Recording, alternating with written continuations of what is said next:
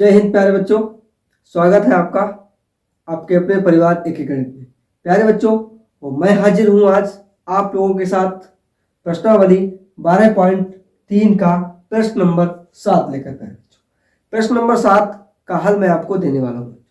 प्रश्न नंबर 7 जो है उसका डायग्राम मैंने आपके सामने बना दिया है बच्चों, ठीक है। और ये जो प्रश्न है जरा पढ़िएगा। आपका प्रश्न है बच्चों आकृति में, क्या है? आकृति में ABCD, ठीक है, ABCD, ठीक है। एक आकृति है ABCD जिसकी भुजा बच्चों ये 14 सेंटीमीटर है, 7 सेंटीमीटर यहाँ से यहाँ तक, यहाँ से यहाँ तक 7, यानी कि पूरी भुजा जो वर्ग की आकृति है, इसकी आकृति की जो भुजा है बच्चों वो 14 सेंटीमीटर है अपने, ठीक है। 14 सेंटीमीटर का एक वर्ग है बच्चों। ABCD के को केंद्र मानकर, यानी कि ये केंद्र है, B केंद्र है, C केंद्र है, D केंद्र है, ठीक है। इनको बिंदुओं को केंद्र मानकर बच्चों, ठीक है, 4 वृत्ताकार, जो ये 4 वृत्तों से एक त्रिज्याखंड, ठीक है, क्या है? 4 वृत्तों से खींचे गए हैं, ठीक है।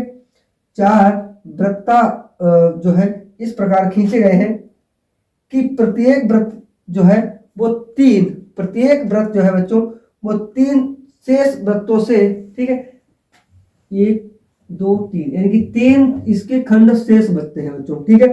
तो 3 शेष वृत्तों में से 2 वृत्तों के बाह्य रूप को स्पर्श करता है, ठीक है, बाह्य रूप को स्पर्श करता है बच्चों। छायांकित भाग का आपको क्षेत्रफल बताना है। क्या बताना है आपको? छायांकित भाग का क्षेत्रफल। ये दिख रहा है आपको, देखिए, इससे इसको स्पर्श करता है, इससे इसको स्पर्श करता है, ये इसे स्पर्श करता है, इसे ये स्पर्श करता है। यहाँ पे जो आपको कलर भाग, जो रेड कलर का भाग जो आपको दिख रहा है बच्चों, केवल इसका क्षेत्रफल आपको निकालना है। समझ रहे हैं ना? क्या चाहिए आपको? छायांकित भाग का जो कलर भाग है बच्चों उसका क्षेत्रफल आपको निकालना है बच्चों। समझ गया ना?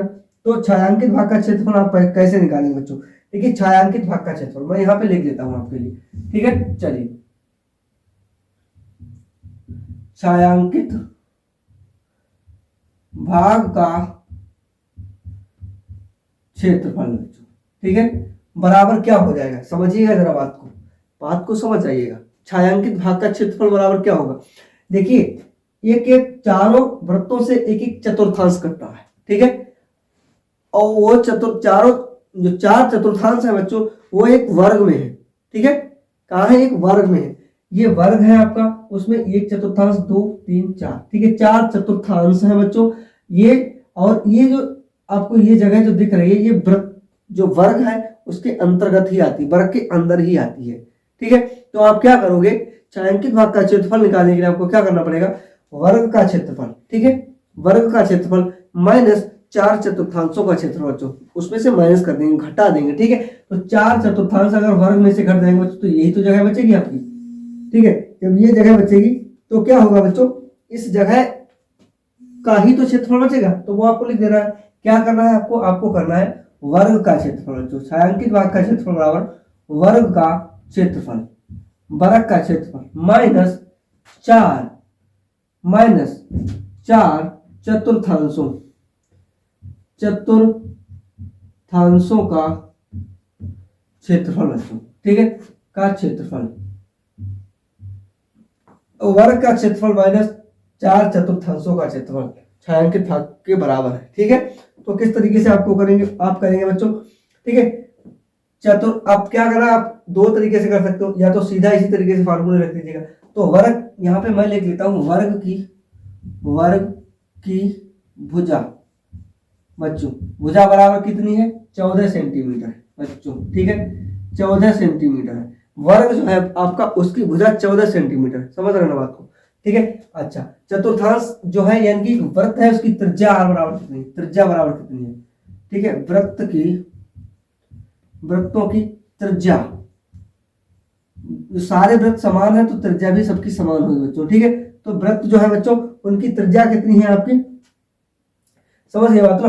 तो वृत्त जो है आपका उसकी जो त्रिज्या है आपकी बच्चों वो कितनी है? 7 सेंटीमीटर है आपकी, ठीक है। कितनी है? 7 सेंटीमीटर है। तो क्या करेंगे आप?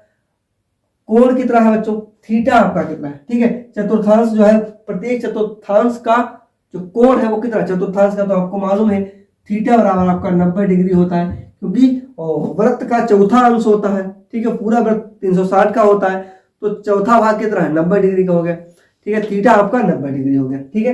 यानी कि वर्ग की भुजा 14 सेंटीमीटर है, वृत्तों की, यानी इसकी जो त्रिज्या है बच्चों वो आपकी 7 सेंटीमीटर है। इसका जो थीटा है ये वाला वो 90 डिग्री है। ठीक है, सब 90 डिग्री के कोण बन रहे हैं यहाँ पे। ठीक है, सारे कोण 90 डिग्री के। समझ में आ गई बात। तो वर्ग का क्षेत्रफल क्या होता है बच्चों, वर्ग का क्षेत्रफल इसके हिसाब से उतारिएगा।